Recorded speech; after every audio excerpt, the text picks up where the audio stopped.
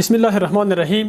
درنو لیدونکو او ګرانو زده کوونکو السلام علیکم ورحمت الله وبرکاته. ذبیح الله زاهد یم د تیر په بیا هم د 12م ټولګي د بیولوژي څخه درته په زړه پورې موضوع لرم. په تیر درس کې موږ او تاسو څه ولوستل؟ شاباس آفرین. موږ تیر درس د وینې د نیپرون دندې او په هغو کې مو د وینې تصفیه او د هغې ترڅنګ تنظیم او د بدن تعادل ولوستل. وینه په کوم ځای کې تصفیه کیږي چې اضافي مواد مالګې، اوبه، مثلا یوریا، ګلوکوز، قندونه یا ځینې نور مواد دا چیرته تصفیه کیږي؟ یا په وینه کې منحل یا د وینې پلازما کې منحل مواد. ډېر ښه. په پښتورګي کې جوړښتیز واحد څه و؟ شاباس نیپرون و. ماشاءالله. په نیپرون کې د تصفیې یا فلتریشن عملیه په کوم ځای کې صورت نیوله؟ یو خاص ځانګړی جوړښت و. آفرین. د بومن کپسول کې د ګلومرول په واسطه باندې د وینې څخه اضافي مواد سره کم کېدل، د بومن کپسول ته راټولېدل، بالاخره د پروکسیمال تیوب له لارې هانلې خاوس او ډیسټل تیوب کلیکټینګ تیوب ته ورکول، بالاخره د ادرار په ډول باندې د انسان څخه وتل. ځینې ضروري توکي بیرته په د مورفشي سیستم کې وینې ته جذبېدل. او همدې ترڅنګ موږ او تاسو تنظیم او د بدن تعادل ولوستو. په وینه کې د اوبو او حل شوو مالګو د اندازې ټاکل یا ثابت ساتل د څه په نامه یادېدل؟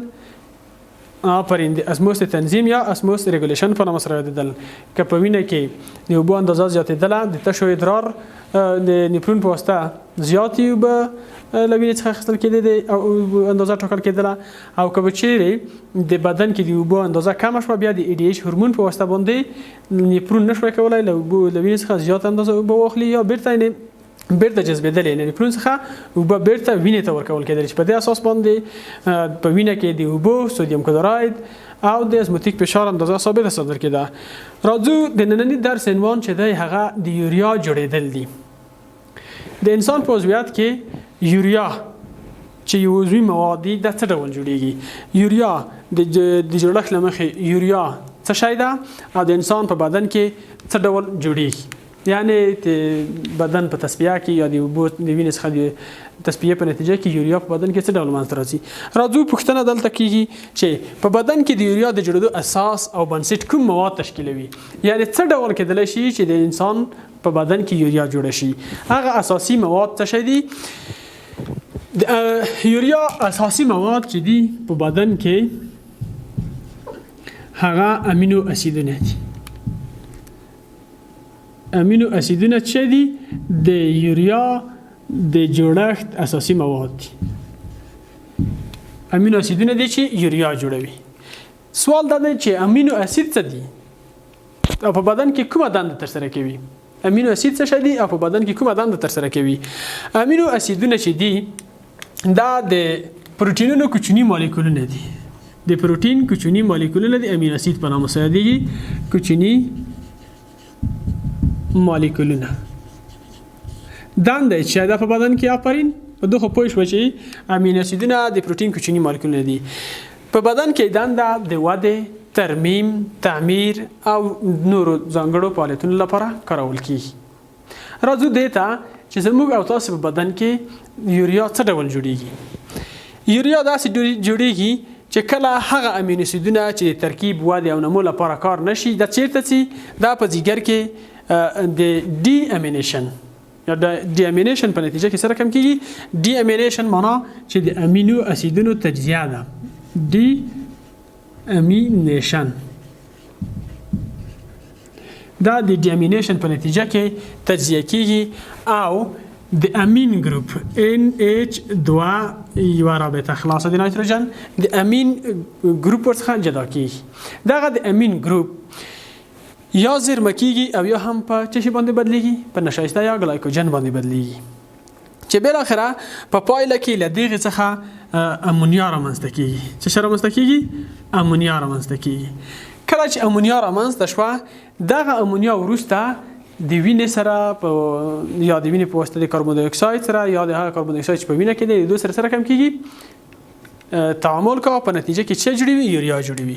یعنی کله چې د امین د ګروپ څخه امونیا لاسته راغله، امونیا بیا د انسان په بدن کې د کاربن دای اکساید سره څه جوړوي؟ یوریا جوړوي. د مثال په ډول باندې الانین یو ډول امینو اسید دی. څه شی؟ الانین یو ډول امینو اسید دی چې دا د اکسیجن په موجودیت کې سره کم کیږي تجزیه کیږي د اکسیجن په موجودیت کې تجزیه کیږي د کله چې تجزیه شي بالاخره امونیا ورڅخه منځته راځي څه شی ورڅخه منځته راځي امونیا ورڅخه منځته راځي یعنې چې کله دا الانین چې دی دا تجزیه شي پایرویک اسید جوړوي څه شی جوړوي پایرویک اسید CH3 رابطه O رابطه COOH جمع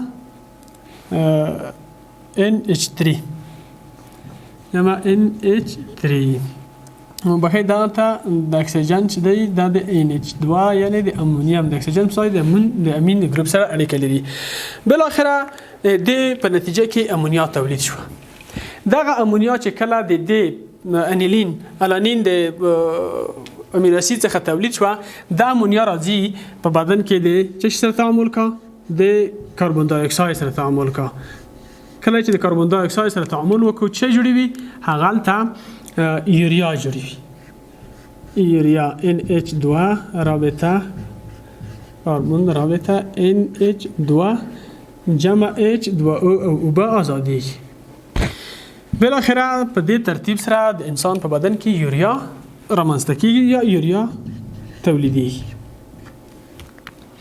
تاسو د یوریا د تشکیل معادلې ولیدې چې د انسان په بدن کې څه ډول منځته راځي کله چې امینو اسید تجزیه شي یا پروتینونه تجزیه شي د امین ګروپ تولیدوي د امین ګروپ یا زیرمه کیږي یا په ګلایکوجن بدلیږي بالاخره دغه په امونیا بدلیږي یعنی چې کله موږ تاسو یو امینو اسید تجزیه کړو د هغه څخه آزاد شوی امین امونیا جوړوي یعنی اکسیجن په موجودیت کې تجزیه کیږي دغه امونیا راځي د کاربن دای اکساید سره وبخي په دې ځای کې ما اکسیجن ته ځوانه دی ورکړي کاربن مونوکساید تلفظ کې یا معلومیږي کاربن دای اکساید سره تعامل کا بالاخره په دې ترتیب سره د انسان په بدن کې امونیا او یوریا تولیدېږي چې دا یوریا بیا د ادرار سره ځای د انسان د اطراح په نتیجه کې د انسان د عضویت څخه خارجيږي په دې ځای کې تاسو ولیدل چې امونیا څه ډول منځته راوړله او څه ډول به اطراح کیږي د اطراح عملیه تاسو په تیرو درسو کې تیر شوی د هغه مزده ده راځو دوهم عنوان ته چې هغه د تشو باولو یا ادرار جوړیدل دي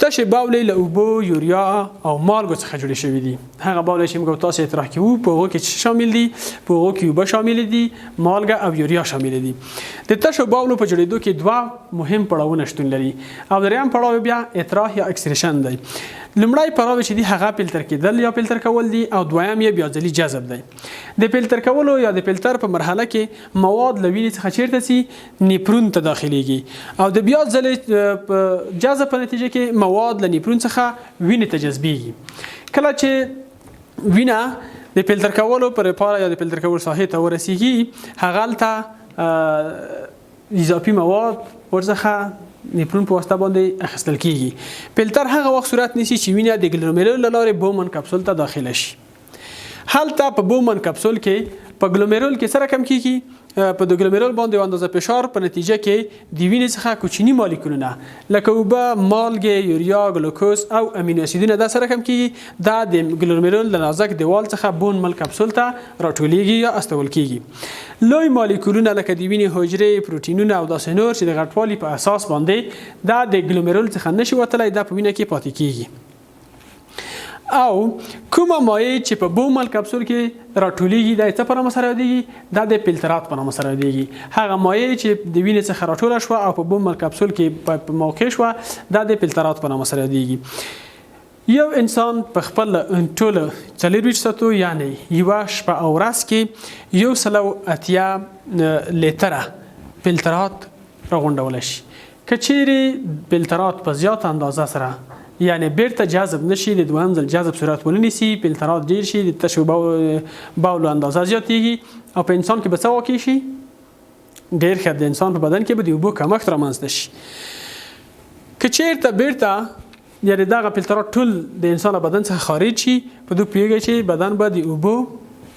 کموالی رامنځته شي او په دوامداره توګه به خوراکي توکي مالګې او زیات اندازه اوبه له لاسه ورکړي مګر په اوسني یا په نارمل حالت کې زموږ او تاسو بدن په په 24 ساعتونو کې یوازې 1.15 لیتره د تشې بول سره کم کوي جوړوي چې دا یو نارمل او ساتلې یا ثابت اندازه ده. هغه عملیه چې د فلتراتو حجم کموي یعنی بیرته ورکوي د 1 لیتر نه 1.5 لیتر ادرار یا تشې بول خارجيږي دغه د سفر مې یادېږي دغه عملیه چې د بیا ځل جذب عملیه ده یعنی هغه عملیه چې د فلتراتو حجم کموي او مهم توکي بیرته وینې ته ورګرځوي د بیا ځل جذب پر مسله یادېږي. هغه مایع چې د بیا ځل جذب څخه وروسته چیرته کېږي په نیپرون کې پاتې کېږي یا د کلیکټین ټیوب په واسطه باندې لګنچې ته راځي د څه په نامه یادېږي د تشو باول په نامه سره یادېږي چې په دوی کې اوبه یوریا مالګې لري. تشې باول بالاخره د راټولونکو ټیوبونو له لارې لګنچې ته او لګنچې حالبینو ته حالبین مثانې ته د مثانې د ادرار لاله چیرته باسي بیرون ته خارجوي چې په ترتیب سره موږ تاسو په تیرو درسو کې هم دغه موضوعات ویلي وو. اوس راځو د پښتورګو دندو ته. پښتورګي کومې عمده دندې لري او د موږ په بدن کې د کومو فعالیتونو د تنظیم او کنټرول په غاړه لري. د پښتورګو عمده دندې چې دي په لاندې ډول دي. لومړی دنده چې دا زهري او اضافي مواد له بدن څخه سره کم کوي اطراح کوي لکه څه شی لکه یوریا د درمل پاتیشونی مالګې او اضافي مواد دا له بدن څخه اطراح کوي او برون ته یې باسي. دویم چې دی که په وینه کې د ګلوکوز سطح لوړه شي هغه هم بیا اضافي اندازه د پښتورګو په واسطه باندې بیرون ته اطراح کیږي یعنی د ګلوکوز د سطح تنظیم هم په غاړه لري یو اندازه ګلوکوز سطح د پوینه کې د پښتورګو په واسطه باندې کنټرولېږي. درېمه دنده د بدن د مایعاتو او ازموتیک فشار ټاکلی ساتي یعنی د مایعاتو په واسطه چې بدن کې کوم ازموتیک فشار تولیدېږي هغه هم ټاکلی ساتي. که په وینه کې د اوبو اندازه زیاته شي نو په اساس باندې ازموتیک فشار هم سره کم کیږي کمیږي. د دې لپاره چې ازموتیک فشار ټاکلی وساتل شي د پښتورګي د اوبو دنده په وینه کې ټاکلی ساتي. څلورم چې دی په وینه کې د مالګو اندازه ټاکلی ساتي. مالګې که په وینه کې زیاتې شي ازموتیک فشار سره کم کیږي لوړیږي نو په دې اساس باندې د مالګو اندازه هم په وینه کې ټاکلی ساتي. پنځمه چې دا د وینې پی ایچ ساتي ثابت یې ساتي. د وینې پی ایچ د میتابولیزم د عملیې په نتیجه کې زموږ تاسو په بدن کې مختلف مواد تجزیه کیږي په نتیجه کې وینې ته یا تیزابي القلي مواد جذبېږي چې په دې اساس باندې د وینې پی ایچ یا تیزابي کیږي یا قلوي کیږي. د اطراح د عملیې په واسطه یا د وینې د فلټریشن په عملیې په واسطه باندې پښتورګو کې د وینې پی ایچ ثابت ساتل کیږي. او همدارنګه په ټوله کې یا په عمومي توګه سره که ووایو د پښتورګو اصلي یا عمده دنده چې ده هغه د بدن د هوموستاسیس ثابت ساتل دي. د بدن د مالګو داخلي منحل موادو د اندازې یعنی په وینه کې دغه د اندازې ثابت ساتل دا د پښتورګو اصلي او عمده دنده ده. راځو د دې څخه وروسته موږ او تاسو د پښتورګو یا د یوریا د جوړېدلو په اړه یو ویډیو ګورو چې پښتورګو کې یوریا په څه ډول باندې تولیدېږي په هغه بحث وکړو. راځو د یوریا د جوړېدو یا د تشو باول او ادرار د جوړېدو لپاره موږ تاسو ته یو ویډیو ګورو. په ویډیو کې باندې وپوهیږو چې د انسان په بدن کې یوریا څه ډول جوړېږي. دلته معلومیږي چې یوریا د ادرار جوړېدل په درې عملیې صورت نیسي. موږ تاسو ته ویو درېمه د اکسکریشن وی فلټریشن ریابسورپشن یعنی بیرته جذب او اسکریشن. لومړی چې کیږي فلټریشن عملیه ده کله چې د ګلومیرول وینې ته بومن کپسول ته وینه داخله شوه په چشي کې په بومن په ګلومیرول کې فلټریشن صورت نیسي. د فلټریشن په نتیجه کې زیات شمیر مواد په چشم کې رامنځته کیږي په بومن کپسول کې پیدا کیږي. بومن کپسول چیرته راوړي؟ بومن کپسول راوړي چې دغه اضافي مواد ګلوکوز دي کنه امینو اسید دي مالګه د یوریا دي دا ورکوي پروکسیمال تیوب ته. پروکسیمال تیوب نه چې کار ته چیزی دلته بیرته جذب صورت نیسي. هغه مواد چې په وینه کې کم شوي دي هغه بیرته وینې ته اخیستل کیږي.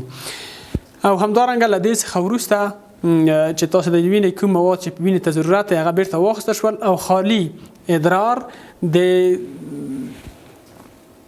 ډیسټل تیوب له لارې کلیکټین تیوب ته ورکړل شو او بالاخره د اسکریشن یا سکریشن د عملیې په واسطه له بدن څخه خارج شو. د نن ورځې درس موږ او تاسو له تېښ څخه شروع کړو. د یوریا جوړېدل مو ولوستل. په دې باندې پوه شو چې د انسان په بدن کې د یوریا جوړېدل څه ډول صورت نیسي په دې باندې وپوهېدو چې یوریا جوړېدل چې دي هغه د یوریا اصلي واحد چې په انسان بدن کې جوړېږي هغه څه دي امینو اسیدونه دي موږ په دې باندې وپوهېدو چې امینو اسیدونه څه دي هغه د پروټینونو کوچني مالیکولونه دي کوچني مالیکولونه یا امینو اسیدونه چې دي یا دغه پروټین کوچني مالیکولونه دا په ځیګر